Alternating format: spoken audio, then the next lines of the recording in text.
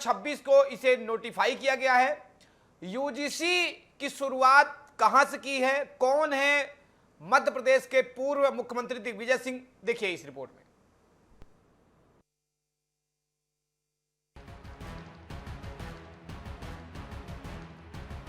विश्वविद्यालय अनुदान आयोग यूजीसी की ओर से जनवरी 2026 में जारी नए एंटी डिस्क्रिमिनेशन रेगुलेशंस को लेकर देश भर में बहस छिड़ी हुई है।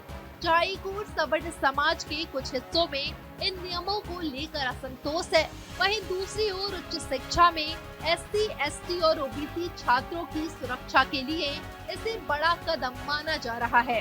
हालिया जानकारी के अनुसार इन विवादित बदलावों की नींव 8 दिसंबर 2025 को रखी गई थी, जब मध्य प्रदेश के पूर्व मुख्यमंत्री और कांग्रेस के राज्यसभा सांसद दिग्विजय सिंह की अध्यक्षता वाली संसदीय समिति ने अपनी रिपोर्ट सौंपी थी।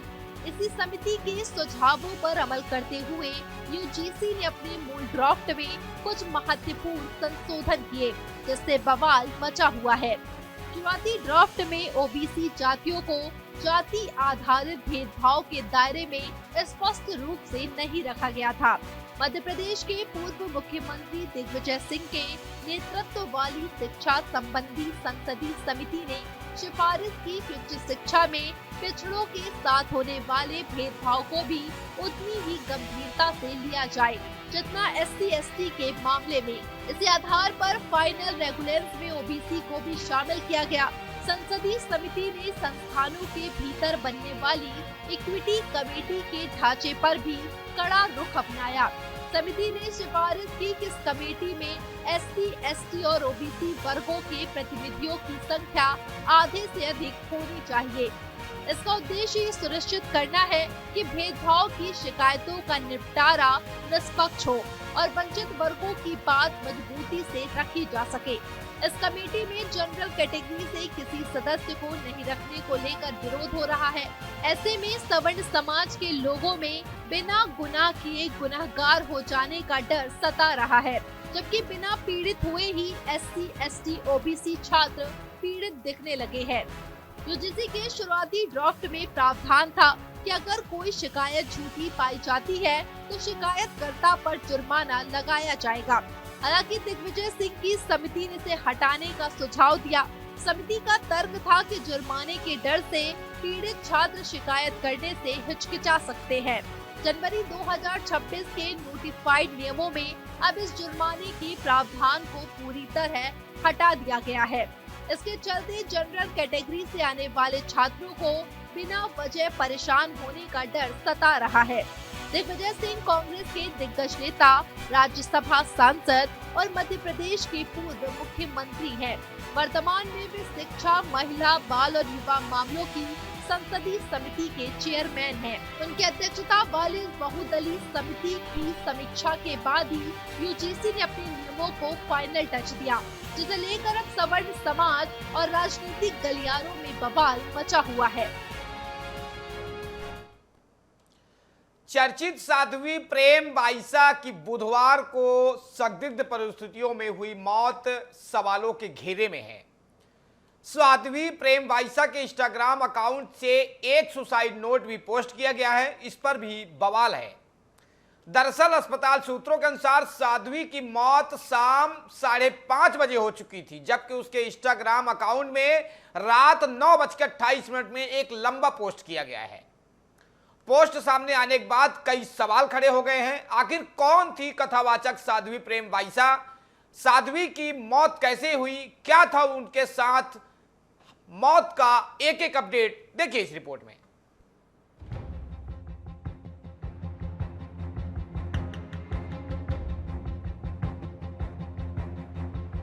राजस्थान के जोधपुर की फेमस कथावाचक साध्वी प्रेम बाईसा अब नहीं रही।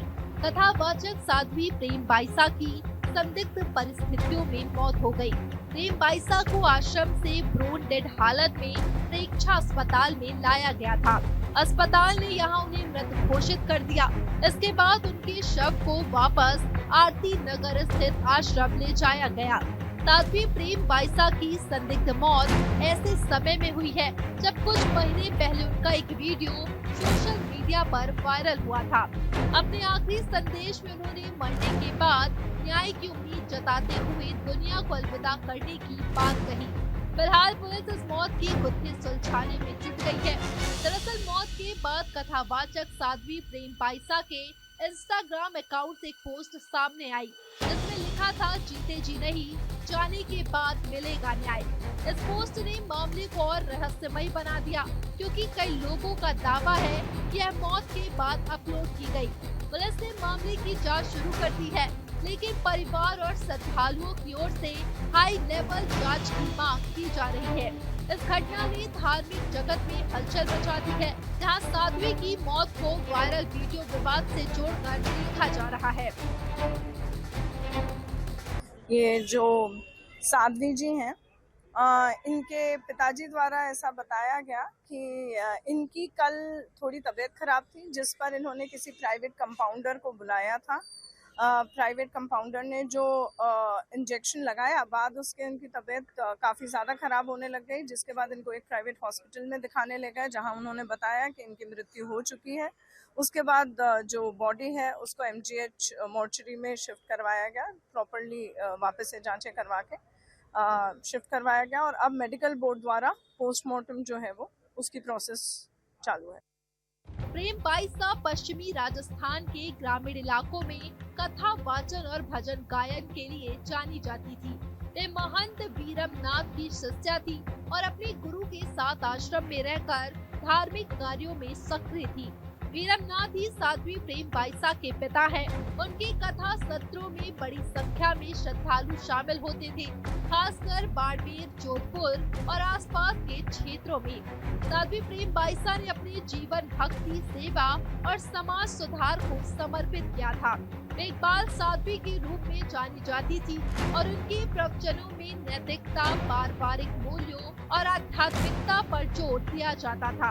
उनके गुरु महंत वीरमनाथ भी धार्मिक जगत में प्रतिष्ठित नाम थे, जो कुटीर आश्रम में रहते थे। साध्वी की छवि एक समर्पित धार्मिक व्यक्तित्व की थी, लेकिन वायरल वीडियो ने उनकी प्रतिष्ठा पर सवाल उठाए। जुलाई 2025 में सोशल मीडिया पर एक वीडियो क्लिप तेजी से वायरल हुई थी। उसमें साध्वी प्रेमबाईसा एक व्यक्ति से गले मिलते नजर आ रही थी। वीडियो में एक महिला कमरे में कंबल लेकर आती है और साध्वी उस व्यक्ति से स्नेहपूर्ण तरीके से गले लगती है। यह वीडियो करीब 3 साल पुराना बताया गया, लेकिन इसे एडिट करके गलत संदर्भ में पेश किया गया। साध्वी प्रेमबाईसा ने स्पष्ट किया कि वीडियो में दिख रहा व्यक्ति कोई और नहीं, बल्कि उनके पिता महंत वीरमनाथ थे। उन्होंने कहा कि लंबे समय बाद पिता से मिलने पर भावुक होकर गले लगी थी और कमरे में अन्य लोग भी मौजूद थे, लेकिन वीडियो को काट छाट कर ऐसे दिखाया गया कि यह पिता पुत्री के पवित्र रिश्ते को बदनाम करने वाला लगे। साध्वी ने इसे साजिश करार दिया और कहा कि भगवान ऐसे लोगों को कभी माफ नहीं करेंगे। इस वीडियो ने सोशल मीडिया पर तीखी बहस छेड़ दी, जहां कुछ लोग इसे अश्लील बताते हुए साध्वी की आलोचना कर रहे थे, जबकि उनके समर्थकों ने इसे फर्जी और एडिटेड बताया। साध्वी प्रेमबाईसा की मौत के पीछे भी इसी वायरल वीडियो को मुख्य कारण बताया जा रहा है। कुछ लोगों ने साध्वी का उनके पिता के साथ आलिंगन वाले वीडियो को गलत संदर्भ में पेश कर सोशल मीडिया पर वायरल कर दिया था। इस वीडियो के आधार पर उनके चरित्र पर सवाल उठाए गए और संत समाज की ओर से भी उन्हें भारी आलोचना का सामना करना पड़ा। खुद को निर्दोष साबित करने के लिए साध्वी ने देश के बड़े संतों और जगत गुरु शंकराचार्य को पत्र लिखकर अग्नि परीक्षा देने की गुहार लगाई थी। इस वीडियो के आधार पर उनकी छवि खराब करने की कोशिश हुई और उन्हें ब्लैकमेल भी किया गया। साध्वी ने जोधपुर के पूरा नाडा थाने में शिकायत दर्ज कराई थी कि वीडियो वायरल करने से पहले आरोपियों ने उनसे 20 लाख रुपए की मांग की थी। जब उन्होंने मना किया तो वीडियो को सोशल मीडिया पर वायरल कर दिया गया। साध्वी ने इसे उनकी प्रतिष्ठा धूमिल करने की कोशिश बताया और कहा कि पिता पुत्री के रिश्ते को बदनाम करने का प्रयास है। एक वीडियो को गलत तरीके से कुछ लोगों ने वायरल किया था। प्रेमबाईसा ने वीडियो को पिता के साथ आलिंगन का बताया था। देश के सभी बड़े संतों से अग्नि परीक्षा की प्रेमबाईसा ने गुहार लगाई थी। प्रेमबाईसा को प्रेक्षास्पताल अस्पताल में लाया गया, आश्रम से ब्रोन डेड में हालत में। साध्वी प्रेमबाईसा की मौत पर सस्पेंस बरकरार है उनकी मौत हादसा थी या साजिश, ये अभी तक सामने नहीं आ पाया है। आज उनका पोस्टमार्टम रिपोर्ट आने वाली है, उनका अंतिम संस्कार भी होगा। इसी बीच उसके पिता ने आरोप लगाया है कि प्राइवेट कंपाउंडर ने डेक्सोना नामक इंजेक्शन लगाया, उसके बाद साध्वी की तबीयत अचानक खराब हुई और उनकी मौत हो गई। कैमरामैन उमेश के साथ योगिता साहू, DA न्यूज़, बेमेतरा। 28 जनवरी 2026 को साध्वी प्रेम बाइसा को गंभीर हालत में जोधपुर के अस्पताल ले जाया गया, जहां डॉक्टरों ने उन्हें मृत घोषित कर दिया। मौत की वजह भी स्पष्ट नहीं है, लेकिन इसे संदिग्ध बताया जा रहा है। मौत से कुछ घंटे पहले वे कथा वाचन कर रही थी। मौत के बाद उनके इंस्टाग्राम से पोस्ट अपलोड हुई, जो न्याय की बात करती है। कई सोशल मीडिया यूजर्स का दावा है कि पोस्ट मौत के 4 घंटे बाद हुई, जो हैकिंग या साजिश की ओर इशारा करता है। मौत को वायरल वीडियो से उत्पन्न तनाव और डिप्रेशन से जोड़ा जा रहा है। अभी पोस्टमार्टम रिपोर्ट का इंतजार है। साध्वी की मौत के बीच उनके इंस्टाग्राम अकाउंट पर एक पोस्ट लिखा गया, मैंने हर एक क्षण सनातन प्रचार के लिए जिया। दुनिया में सनातन धर्म से बड़ा कोई धर्म नहीं है। आज अंतिम श्वास तक मेरे दिल में सनातन ही है। मेरा सौभाग्य है कि मैंने सनातन धर्म में जन्म लिया और अंतिम श्वास भी सनातन के लिए ली।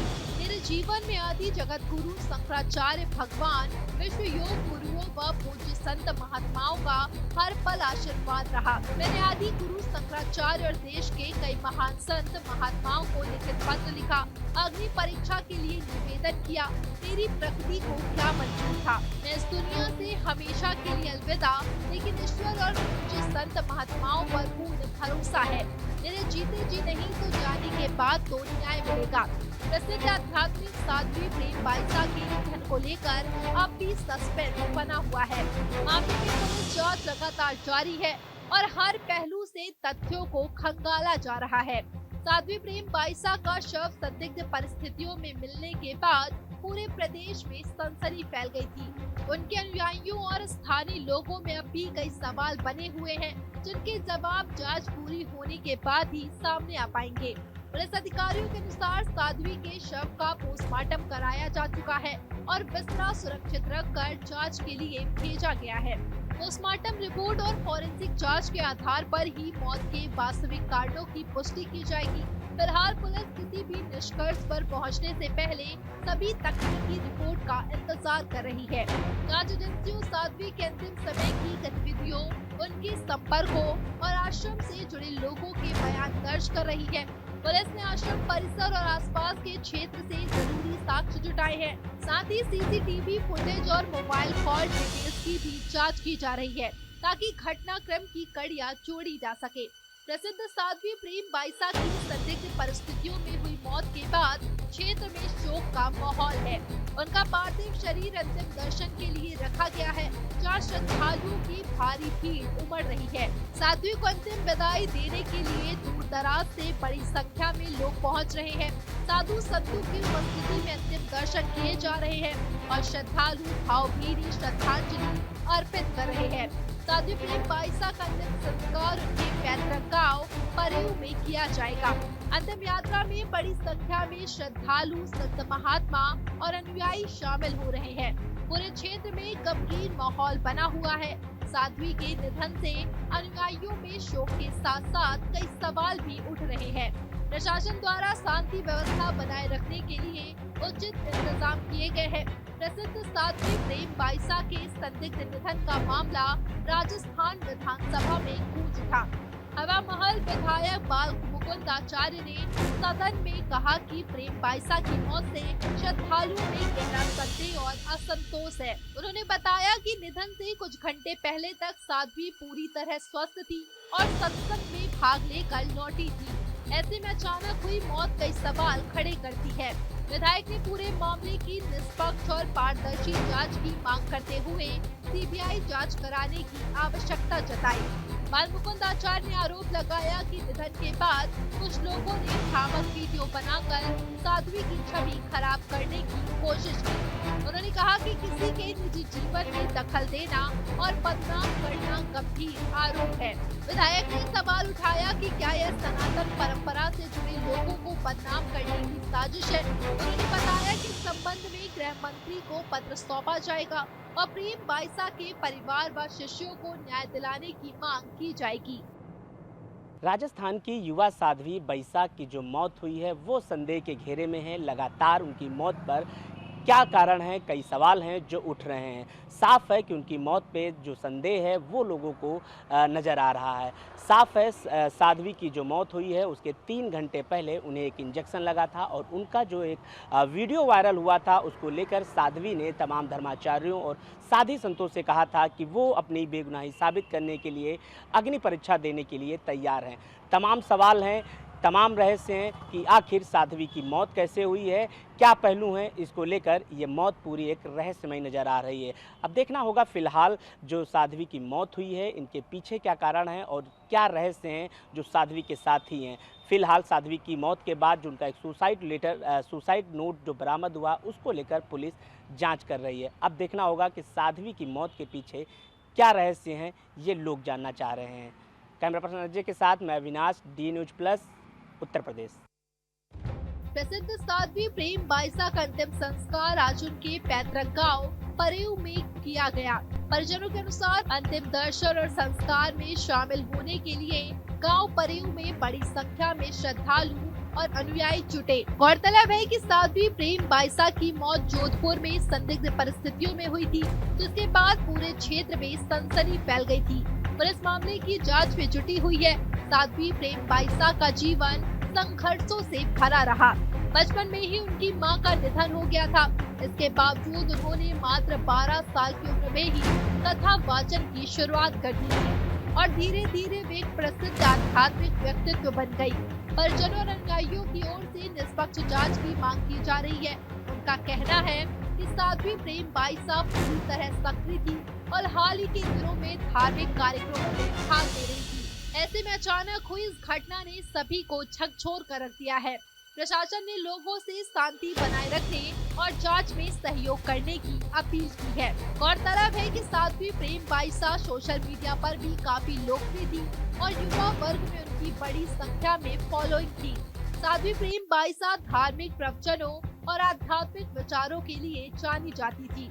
उनके निधन की खबर सामने आने के बाद सोशल मीडिया पर श्रद्धांजलि देने वालों की बाढ़ आ गई। जोधपुर पुलिस का कहना है कि मामले में कोई भी एंगल नजरअंदाज नहीं किया जा रहा है। जांच पूरी होने के बाद स्थिति स्पष्ट होगी और दोषी पाए जाने पर सख्त कार्रवाई की जाएगी। फिलहाल साध्वी प्रेम बाईसा का मामला जांच के अधीन है और सभी की नजरें आने वाली आधिकारिक रिपोर्ट पर टिकी हुई है। आप देख सकते हैं इस वीडियो में एक साध्वी जो है एक कमरे में लेटी नजर आ रही है। वहीं एक महिला बार बार उसके पास आना जाना कर रही है, उससे बातचीत कर रही है। वहीं अचानक एक व्यक्ति उसके कमरे में आ जाता है जो कि साधु के पोशाक में रहता है, उसके सिर पर पगड़ी रहती है। वो उस साध्वी के गालों को छूता है, पुचकारता है और साध्वी भी उठकर उसे गले लगा लेती है। उसके बाद जो है व्यक्ति जो है वो जो उसे आलिंगन करते हुए गोद में बिठा लेता है। कैमरामैन उमेश के साथ योगिता साहू, DA न्यूज़ में मित्र। हालांकि साध्वी प्रेम बाईसा की मौत पर डॉक्टरों का कहना है कि डेक्सोना से तत्काल मौत नहीं हो सकती। हालांकि डॉक्टरों का कहना है कि इस इंजेक्शन के कुछ साइड इफेक्ट हो सकते हैं। ये एक स्टेरॉइड है और सूजन गंभीर एलर्जी में लाइफ सेविंग ड्रग का काम करता है।